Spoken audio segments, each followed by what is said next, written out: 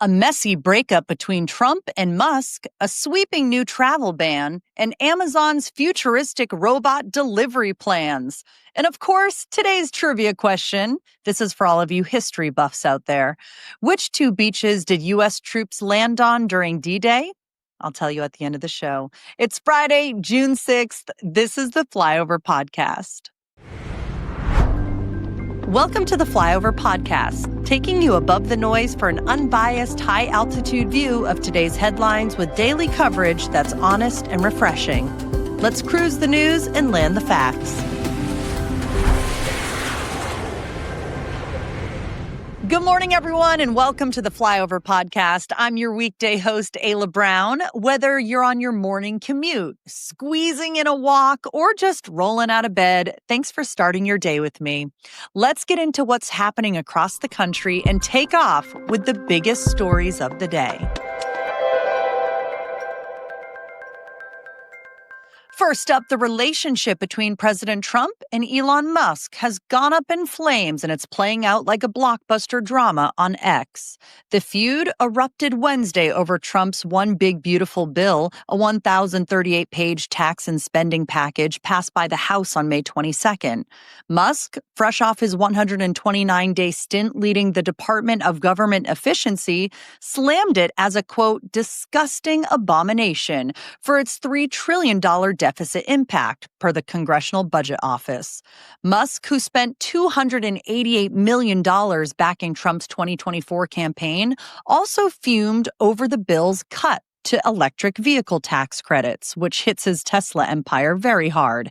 Tesla stocks tanked 14.3% on Thursday, one of its worst days ever. Things also got personal when Musk dropped a bombshell on X, claiming Trump's name is actually on the unreleased Jeffrey Epstein files, saying, quote, that's the real reason they haven't been made public. Trump fired back on Truth Social, threatening to axe billions in federal contracts for Musk's companies, including SpaceX, which runs critical NASA and Pentagon missions. Musk upped the ante, announcing SpaceX would, quote, immediately decommission its Dragon spacecraft, NASA's only U.S. option for shuttling astronauts and cargo to the International Space Station. NASA's press secretary posted on X that they'll, quote, work with industry partners to keep the ISS running, but losing Dragon could leave astronauts stranded. Next, President Trump signed a proclamation Tuesday slapping a travel ban on 19 countries, citing national security and terrorism risks. Effective 12:01 a.m. Eastern Time on June 9th, it fully blocks entry for citizens of 12 nations, including Afghanistan, Iran, Libya, and Somalia, and sets partial restrictions on 7 others like Venezuela and Cuba. Exceptions are narrow: diplomats, NATO affiliates, athletes, and some family cases.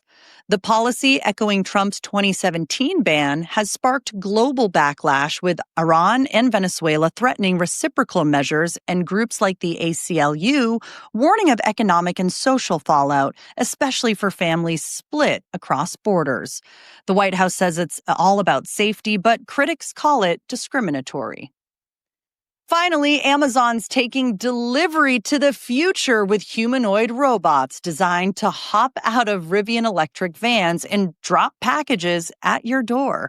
The company's built a $2 trillion humanoid park in its San Francisco office, complete with a Rivian van and an obstacle course to mimic real-world chaos. So think dodging pets, maybe kids, and those quirky driveways. They're testing models like China's Unitree G1, priced at $16,000, while developing custom AI software using DeepSeek VL2 to train robots for last-mile delivery. Amazon's already using robots in warehouses, but this outdoor push is next level, though experts warn unpredictable conditions could trip them up.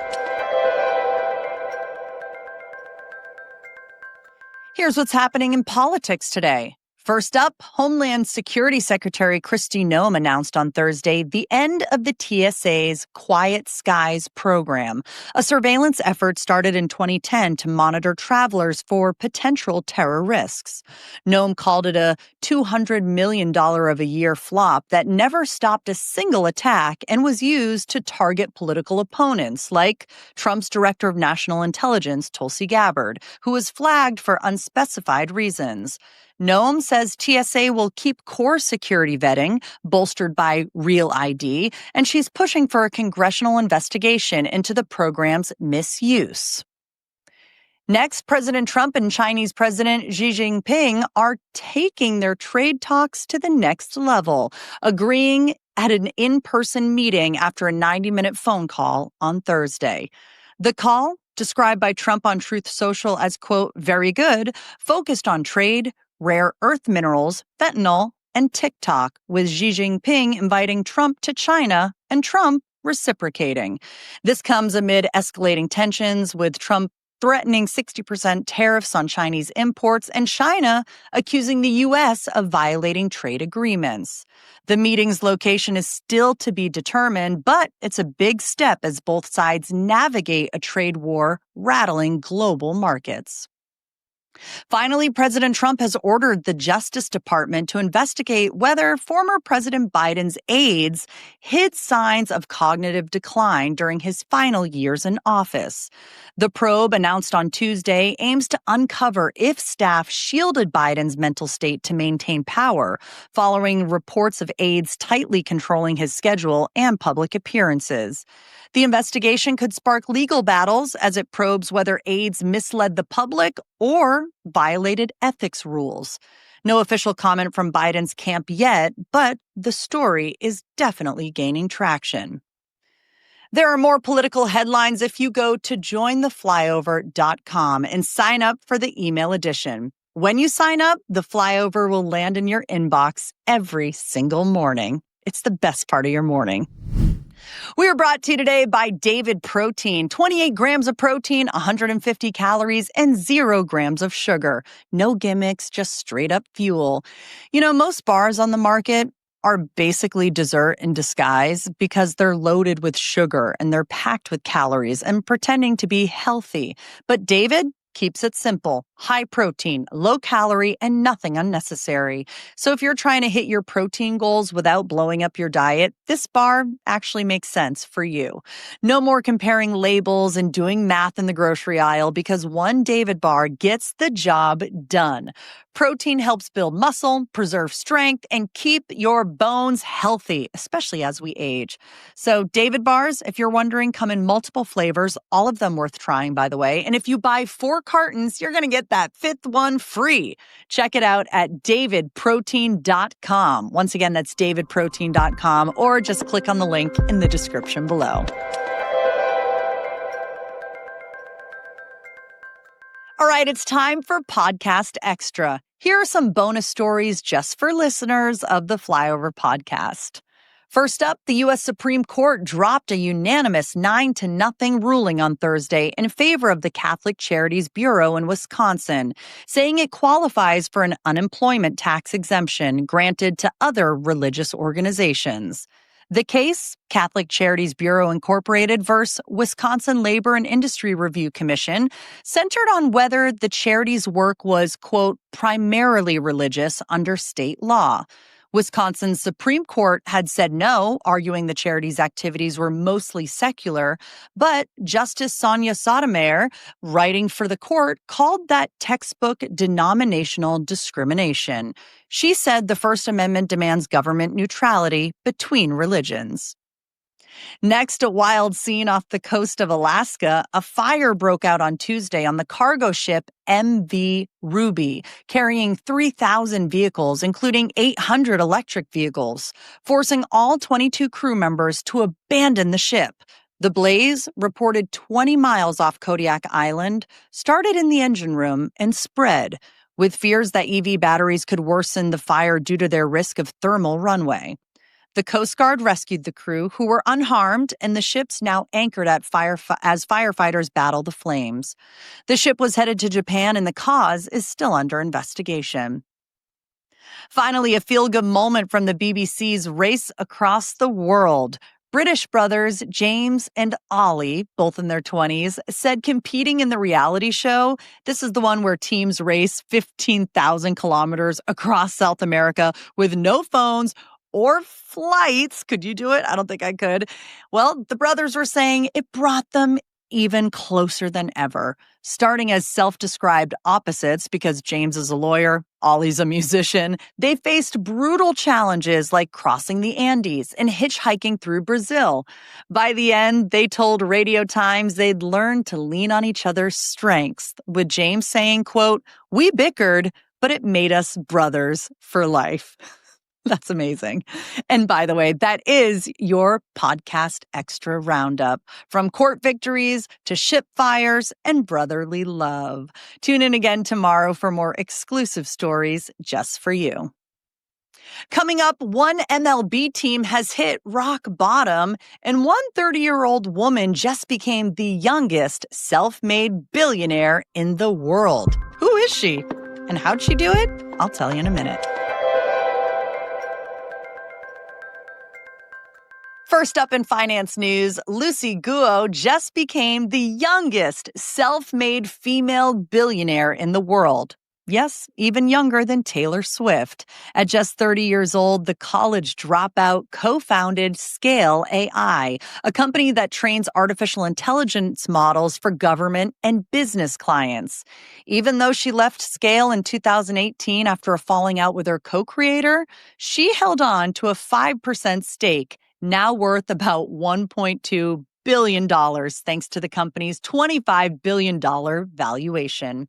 And her newer venture, Passes, kind of brings her net worth up even more to $1.3 billion. Not bad for someone who left Carnegie Mellon before graduation. Meanwhile, Procter & Gamble, the company behind household staples like Tide, Pampers, and Gillette, is cutting around 7,000 jobs. These aren't factory positions, but office roles, about 15% of their white-collar workforce. The company's leaning into automation and AI to handle tasks like data analysis, following a trend we're seeing across multiple industries. It's part of a 2-year plan to streamline operations and save money as inflation continues to challenge big brands. And finally, you might notice a new kind of greeter next time you shop at Walmart. Not a person, but a robot. I feel like this is becoming a theme lately. Walmart is deploying autonomous security robots to patrol store parking lots, complete with flashing lights and cameras. The goal? Reduce crime and improve safety. Walmart's testing them in high-crime areas like Atlanta and Memphis, but critics argue it's a pricey shift away from human workers, with each of these robots costing up to $100,000 a year to lease. Let's take a quick look at how the markets closed yesterday. It was a red day across the board, starting with the Nasdaq, which fell nearly 0.83%. The S&P 500 also dipped 0.53%, and the Dow Jones slipped 0.25%. Bitcoin took the biggest hit, dropping more than 3% to hover around $101,248, its lowest in weeks. Meanwhile, gold inched up 0.20% to $3,380 per ounce. And the biggest stock mover was from Brown-Forman, the maker of Jack Daniel's. Shares sank over 18% after missing earnings estimates and warning of flat whiskey sales, falling tequila demand, and potential 50% EU tariffs on American whiskey. We'll keep watching to see if markets rebound ahead of the weekend. Here's what's happening in sports. First up, the Colorado Rockies have hit rock bottom, stumbling through the worst 50-game start in Major League Baseball history. They dropped 22 straight series to open the 2025 series, a brutal stretch that had fans and analysts calling it a, quote, catastrophe. But there's a glimmer of hope because on Wednesday, they finally broke through, sweeping the Miami Marlins in a 3-game set at Coors Field, their first series win since September of 2024. The Rockies front office is now under, I would say, a little bit of pressure to rebuild, with trade rumors swirling around veterans like Ryan McMahon. Next, NBA Commissioner Adam Silver is shaking things up for the 2026 All-Star Game, set for February 15th in Salt Lake City. In a nod to the Winter Olympics global vibe happening at the same time in Italy, the league is ditching the traditional East versus West games, the format they've done for the past number of years, and instead they're going to do a U.S. versus World showdown. So think Team USA, led by stars like LeBron James and Kevin Durant, facing off against world squad talents like Giannis Antetokounmpo. That would be pretty cool. Adam Silver said the move aims to boost viewership, which dipped to 8.7 million last year. Also, if you want any box scores from any of the World Series games and the hockey playoffs, make sure you go to jointheflyover.com.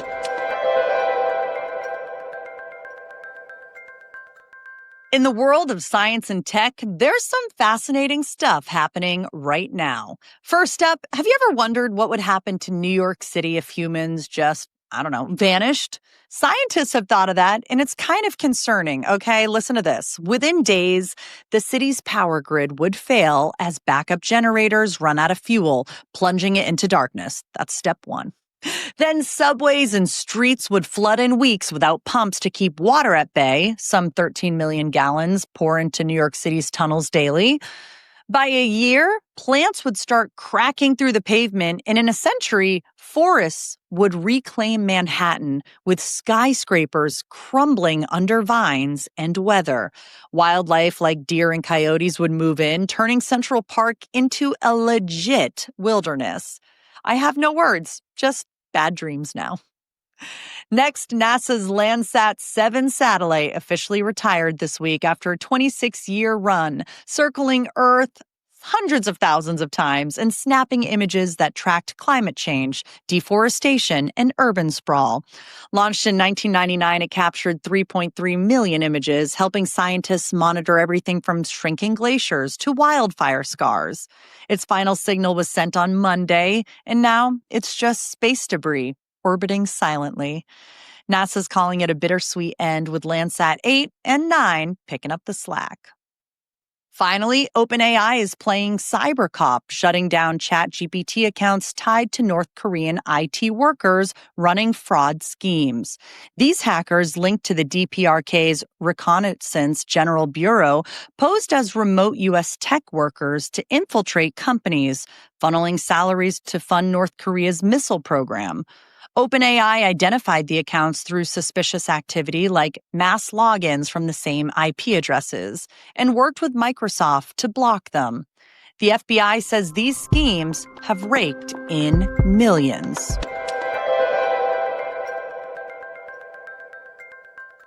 It's Friday, so here's some top stories in entertainment news. First up, Amazon's book editors just dropped their top picks for 2025 so far, and it's a stacked list for bookworms. They've got something for everyone: fiction, nonfiction, young adult, thrillers, you name it.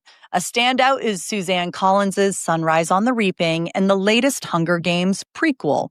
So whether you're into heart-pounding exposés or cozy reads, you can find the whole list in today's email edition of The Flyover. By the way, Harry Potter fans, hold on to your wands. Tom Felton, our favorite platinum blonde Slytherin, is reprising his role as Draco Malfoy in Broadway's Harry Potter and the Cursed Child. He's joining the cast for a 19-week run starting November 11th through March 22nd of 2026, marking his Broadway debut. Finally, a wholesome moment from two ER icons. George Clooney, aka Dr. Doug Ross, gave a big shout out to his former co-star, Noah Weil, for his new medical drama called The Pit. It's on HBO Max. On Late Night with Seth Meyers, George Clooney called Weil, quote, the most honorable, talented young man, and raved about the show, saying, quote, it's so good. I think that's what you guys say when you listen to the podcast. It's so good. By the way, still to come, an elephant walks into a grocery store. Sounds like a joke, but it's not. More on that coming up next.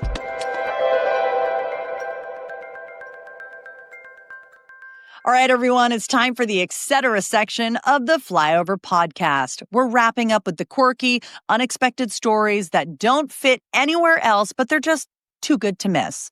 First, British Airways is cracking down on its crew's social media game, banning pilots and flight attendants from posting photos or videos from layover hotels. So think no more poolside selfies in the Maldives or get ready with me videos from Cape Town hotel rooms. It's not happening anymore. The airline's worried that AI tools could analyze backgrounds to pinpoint where crews are staying, raising risks of stalking, harassment, or theft. Crew members have been told to scrub existing posts, even private ones, effective immediately. Next, picture this. A massive elephant wanders out of Khao Yai National Park in Thailand and strolls into a grocery store like he's just running errands. This big guy ignored the salty snacks and went straight for the good stuff. 9 bags of sweet rice crackers, a sandwich, and some bananas. He munched away for about 10 minutes before rangers shooed him out. No one was hurt, but locals were stunned. I would be too if I saw that. And how about this? Finally, a feel-good story from Maine. Joan Alexander, now 88, was denied her education degree from the University of Maine in 1959 because she was pregnant, a policy that forced her out just 3 credits shy of graduating. Well, decades later, after raising a family and running a preschool for 25 years, she reached out to the university. They reviewed her records, credited her preschool work as student teaching, and officially awarded her bachelor's degree this past May of 2025. Joan walked at the commencement, earning a standing ovation. It's just a reminder of how far we've come, and Joan's resilience is inspiring.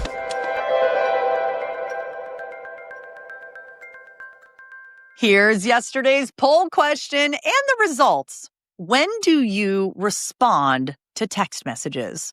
50% said, depends on who it's from. 26% said, immediately. 19% said, when I have time. And 5% said, other. I told you I would let you know my answer today, and I think I'm with the majority of you. It depends on who it's from. There's some friends who text me. I don't feel like I immediately have to respond back because it would just open up a can of worms and I would have to be texting all day.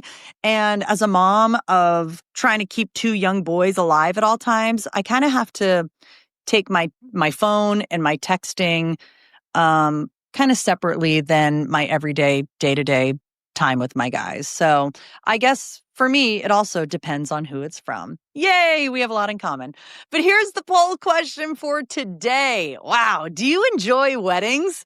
Yes, no, or only when I'm not in it? This is a tough one for me. I feel like I'm getting older now. Oh my gosh, I'm going to sound so old. I feel like I'm getting older now, and I don't feel like I enjoy weddings as much as I did when I was in my 20s. Okay, I know that sounds so bad, but sometimes I'm just thinking like, can I get out of here after the food? Does anyone else feel that way, or am I the only one in the boat by myself in the ocean? Let me know by voting at jointheflyover.com. And I'm actually filling in for weekend host Amy Hess tomorrow. So, yeah, I'll read those answers in tomorrow's show. Don't worry.